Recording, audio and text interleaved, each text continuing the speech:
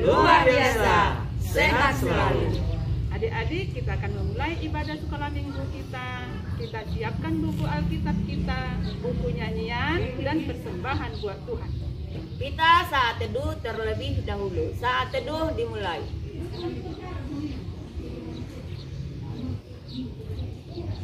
Amin. Baiklah, adik-adik yang berada di rumah, sebelum kita memulai ibadah kita, Ibu Guru harapkan kita untuk bangkit berdiri. Kita akan menyanyikan sebuah lagu dengan judul Ku Kan Menari. Kita bernyanyi dan menari bersama-sama.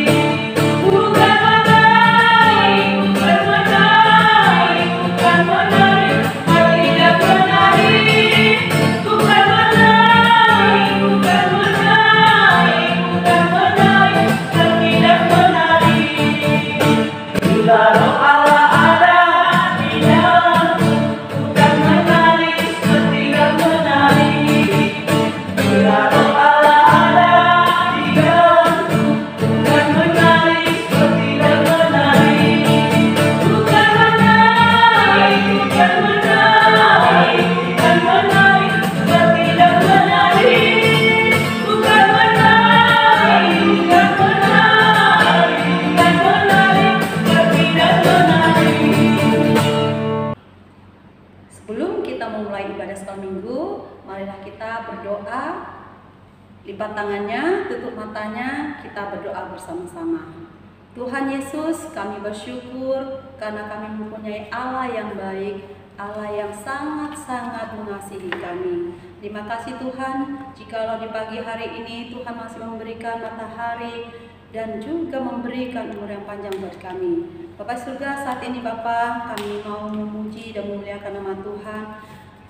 Dimanapun kami berada, kami akan memulai kebaktian sekolah minggu kami Tuhan. Karena COVID ini Tuhan, kami beribadah di rumah kami masing-masing Tuhan. Namun walaupun demikian Tuhan, kami tetap mengucap syukur karena Tuhan masih memberikan kami waktu untuk memuji dan memuliakan nama Tuhan.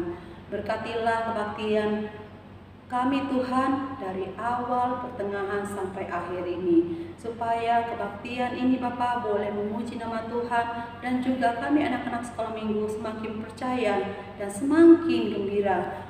Kami semakin dapat mengenal Engkau Bapa. Terpujilah nama Allah Bapa hari ini, besok sampai selama-lamanya. Amin. Sebelum kita mendengarkan firman Tuhan, kita terlebih dahulu kita saksikan video kreatif anak-anak sekolah minggu berikut ini. Kasihnya seperti sungai, kasihnya seperti sungai, kasihnya seperti sungai di hatiku,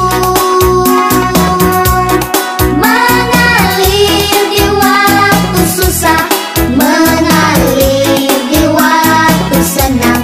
Kasihnya seperti sungai di hatiku.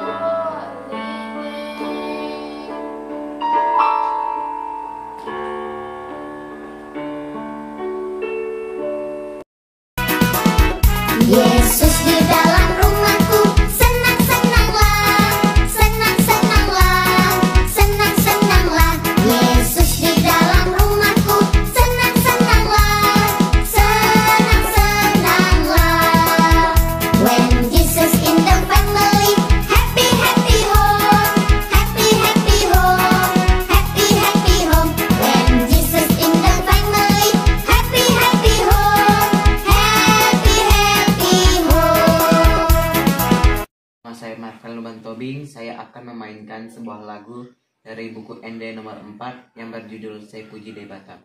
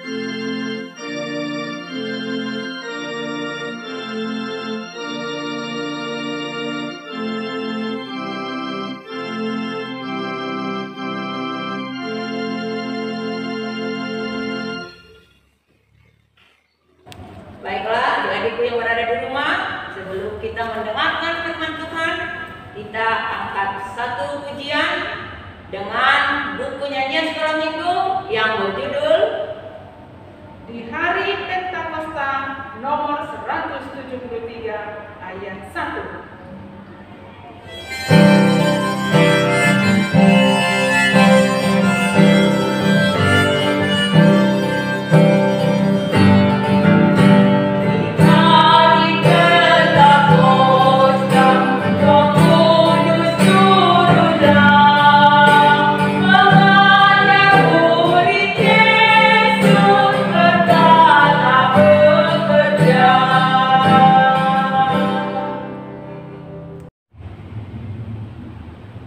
Sebelum kita mendengarkan firman Tuhan, terlebih dahulu kita siapkan hati kita lipat tangan, tutup matanya, kita berdoa masing-masing.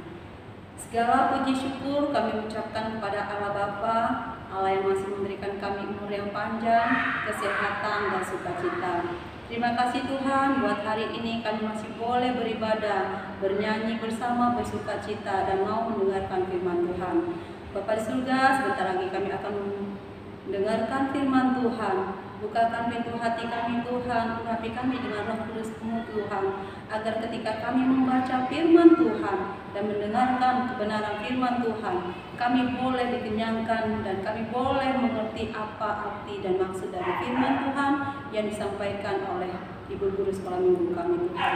Tuhan Yesus, kami adalah anak-anak Tuhan Yesus yang kecil, namun kami percaya Tuhan bahwa Tuhan Yesus telah mengurapi kami dan memberikan kami talenta dan juga telah memenuhi kami dengan Roh Kudus Tuhan. Berkuasalah Tuhan Yesus kepada kami anak-anak Tuhan Yesus yang percaya kepada Tuhan Yesus. Inilah doa kami Tuhan yang kami sampaikan hanya di dalam nama Tuhan Yesus, Juru Selamat kami yang hidup, yang telah mendengarkan doa kami. Amin.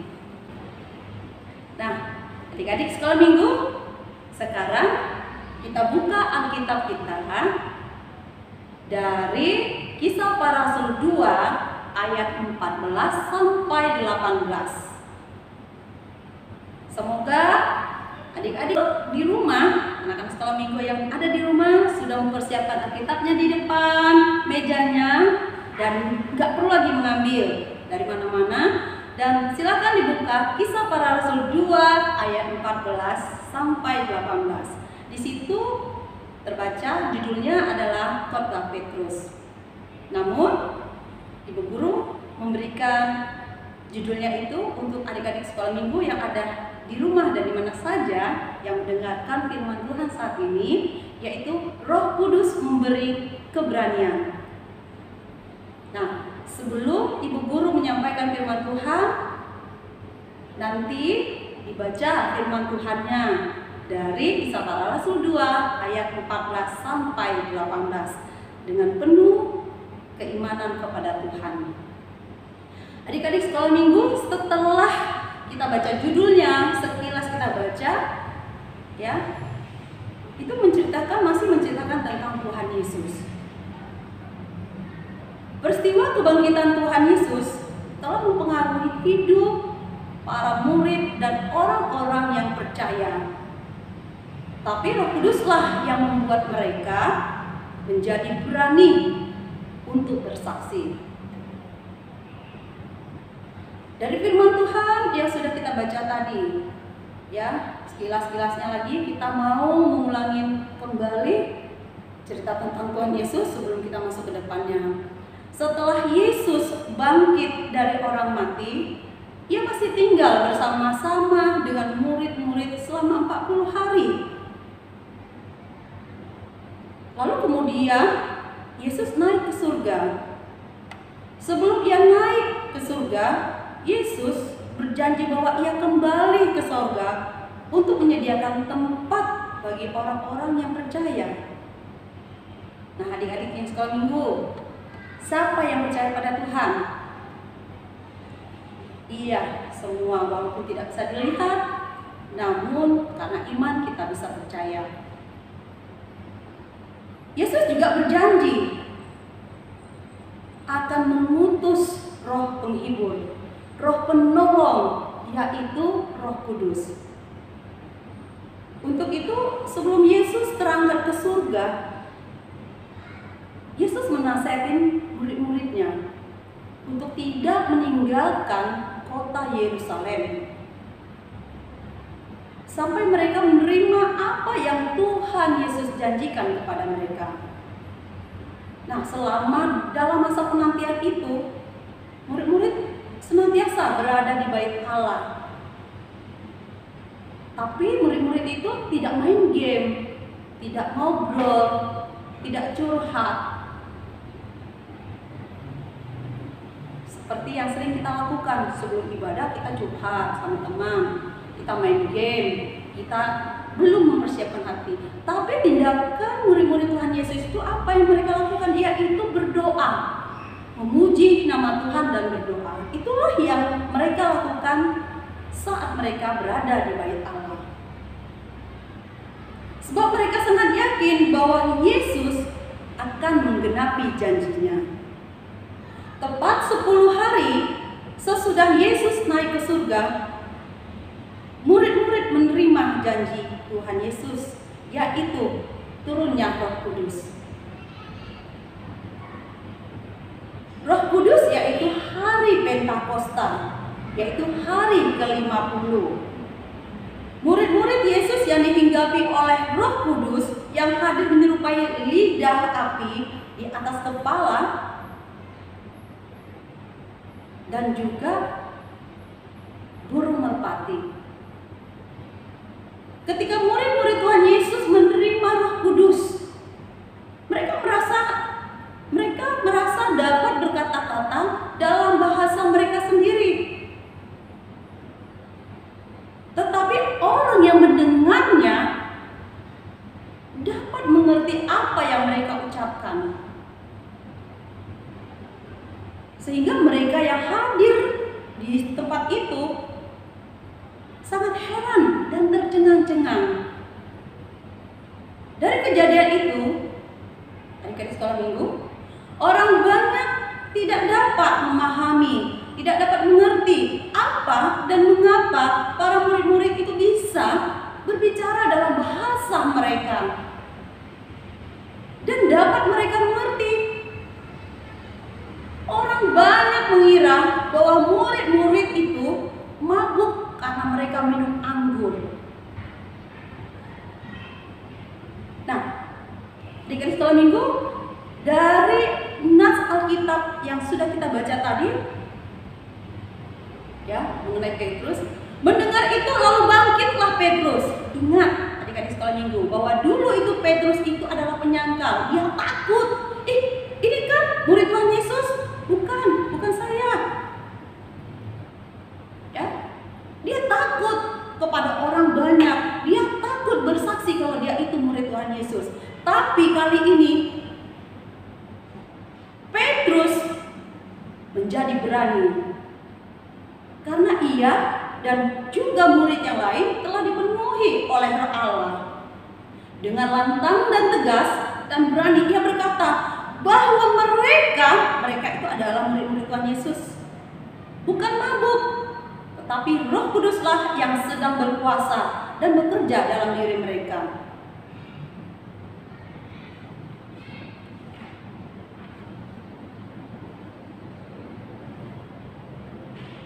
Keberanian Petrus juga bisa kita lihat dari ayat 14 dan 15. Ada kata bangkit, berdiri dengan suara nyaring. Ini menunjukkan keberanian Petrus menyampaikan kebenaran. Nah, yang kedua yang menunjukkan Petrus ini berani adalah menjelaskan bahwa peristiwa Pentakosta adalah penggenapan nubuat yang dibuat oleh Nabi Yoel. Nah, itu yang terdapat di ayat 16 sampai 21. Nah, adik-adik sekolah minggu yang dulu, atau contohnya seperti ini. Ketika adik-adik sekolah minggu melihat teman kita mencuri sesuatu, lalu ketika orang lain bertanya siapa yang mengambil, dulu kita tidak berani karena takut ditinju, takut kita digebukin, atau takut kita tidak ditemani.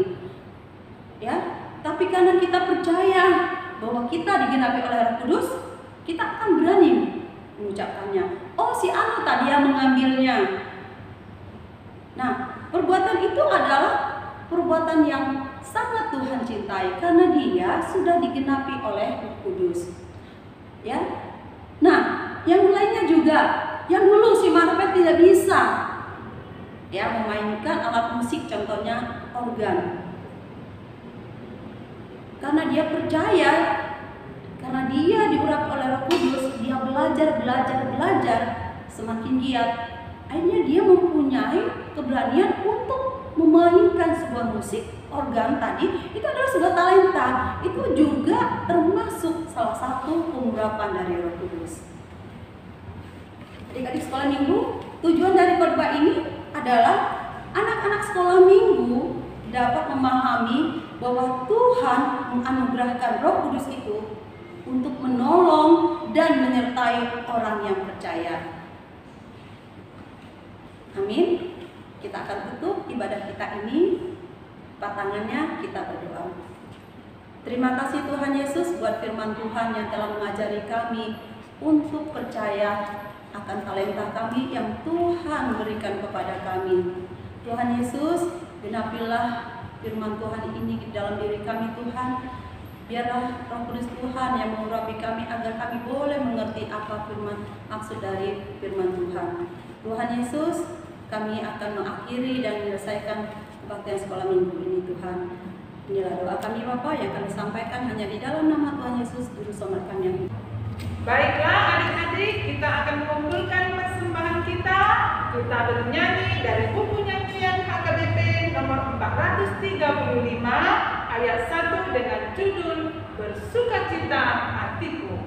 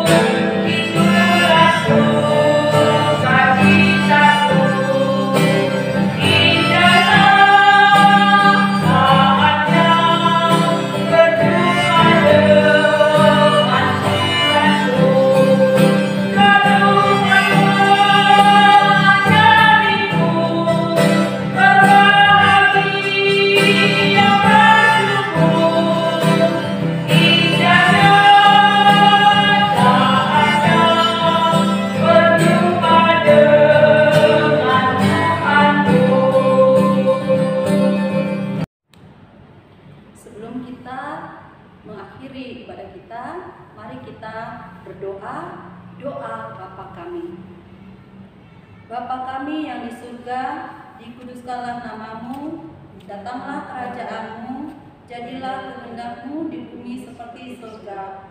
Berikanlah kami pada hari ini makanan kami yang secukupnya, dan ampunilah kami akan kesalahan kami, seperti kami juga mengampuni orang yang bersalah kepada kami. Dan jangan membawa kami ke dalam pencobaan, tetapi lepaskanlah kami daripada yang jahat.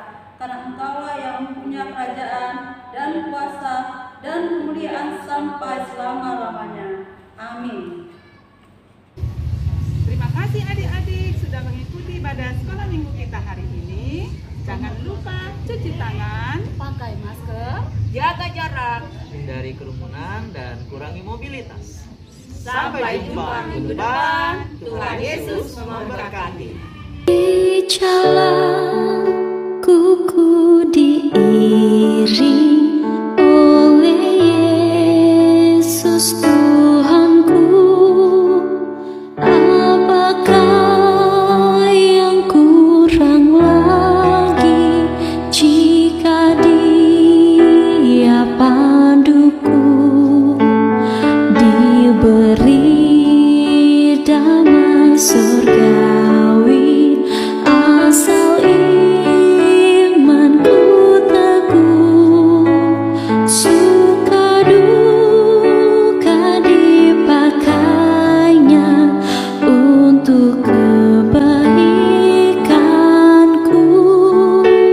Suka duka dipakainya di jalanku ku diiring oleh Yesus Tuhanku.